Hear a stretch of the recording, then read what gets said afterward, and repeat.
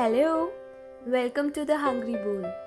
Today we have a yummy recipe that is chicken biryani, all the way from Kerala, and it is super tasty and yummy, spicy, delicious, comparatively easier too. So let's check out the recipe.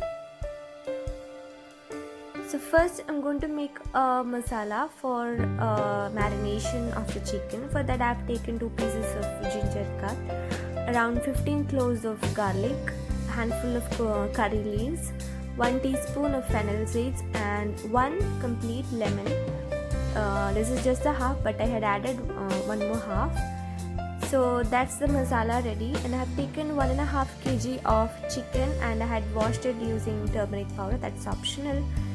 I'm going to marinate it. So I have take a vessel, add 2 tablespoons of chili powder and half teaspoon of turmeric powder. Now add salt as per taste. The masala we just made, I'm not adding any vinegar etc. because I had already added the lemon juice, so that will be enough. Now marinate the chicken, and it's better you keep it overnight or else keep it at least for 30 minutes. Now after 30 minutes, fry this chicken.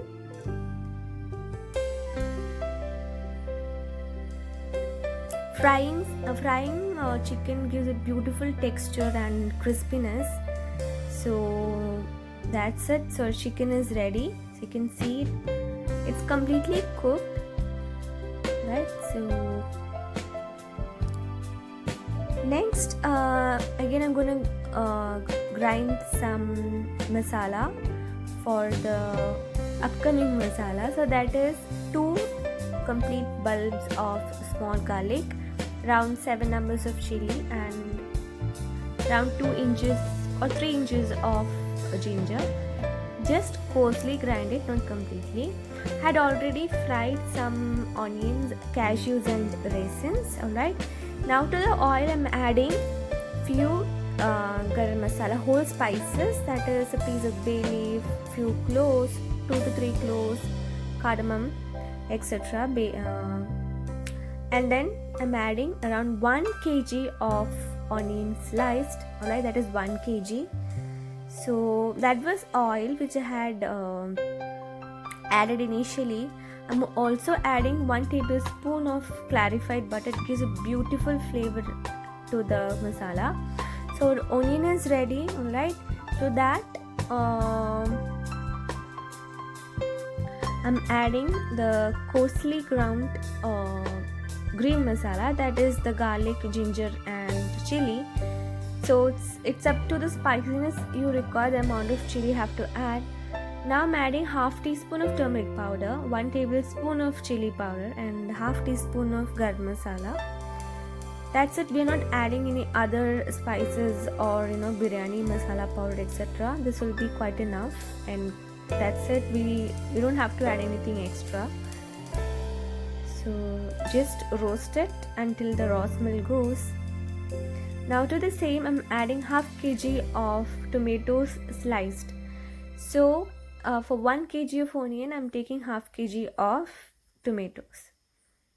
Alright, and to that I'm adding salt. I haven't added salt before to the onion. Now I'm adding the salt. So it's up to you when you have to add the salt.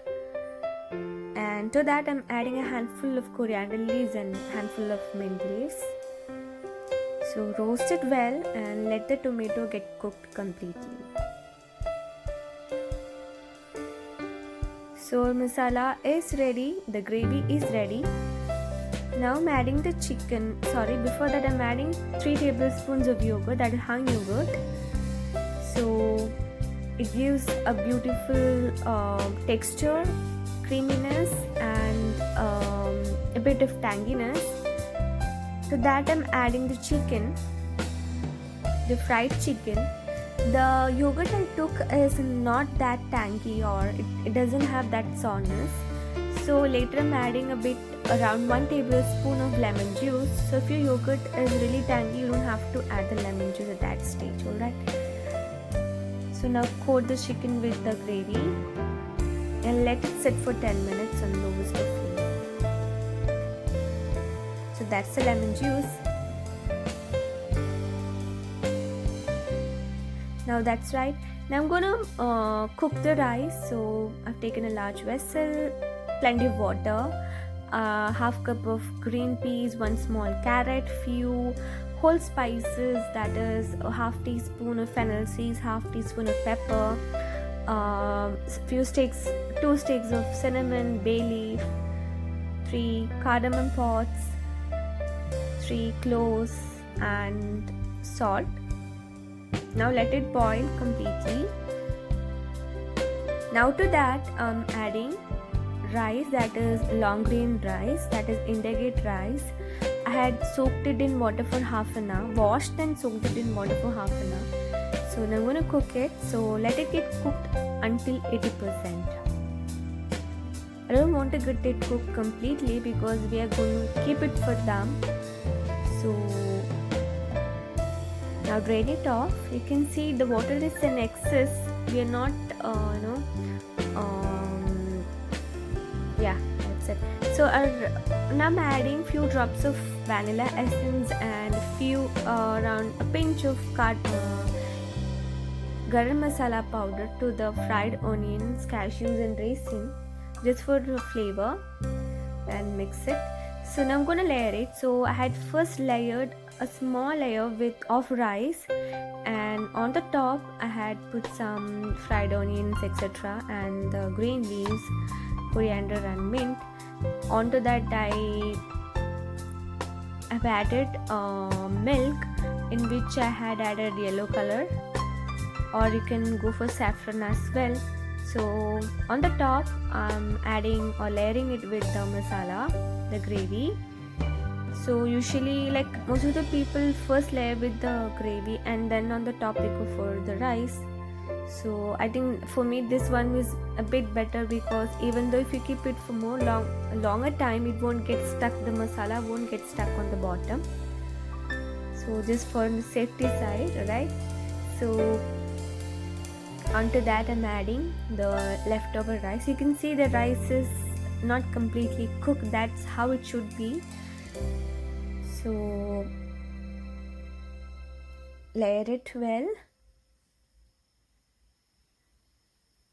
and add the leaves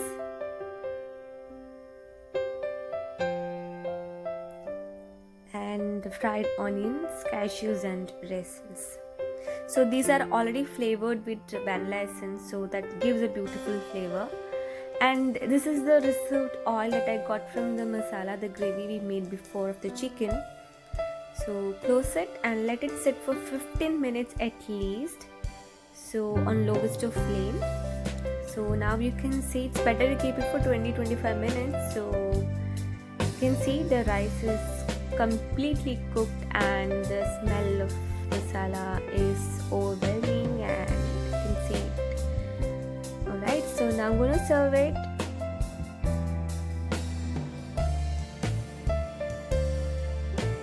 So that's it, our chicken biryani is ready. So I think it's comparatively easier, and we're not adding any biryani masala powder or anything like that. What you want actually is some chili powder, some turmeric powder, and some garam masala. That's it. And you can side it with any raita or anything like chutneys or like that. Even without that also, this thing is pickles on it.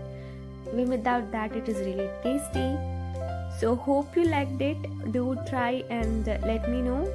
And if you're watching my channel for the first time, please like, share, and subscribe. And thanks for watching. Hope to see you all again in the next episode. Stay safe. Bye.